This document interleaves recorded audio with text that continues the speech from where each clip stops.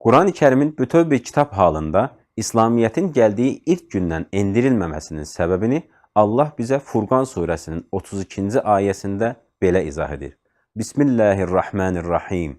Və qaləl-ləzīnə kəfəru ləvlə nuzzilə aleyhil Qur'anu cümlətən vahidə. Kəzəlikə linusəbbitə bihi fuədəkə və rattəlnəhu tərtilə.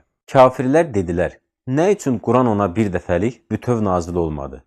Biz onu sənin qəlbinə möhkəmləndirmək üçün tədricən nazil etdik və onu ən gözəl şəkildə ayə-bə-ayə izah etdik. Ayələr müəyyən səbəblərə, hadisələrə və məqsədlərə görə Peyğəmbərimizə vəhy edildiyi üçün tam kitab halında deyildi. Quran-ı Kərimin son ayəsi nazil olduqdan qısa bir müddət sonra Peyğəmbərimiz vəfat etdi. Bu müddətin 9 gün ilə 81 gün arasında olduğu mübahisəli mövzu olsa da, ən qüvvətli görüşə görə 9 gün olmuşdur və bu qısa müddət ərzində ayələri toplayıb kitab halına gətirməyə imkan tapıla bilməzdi.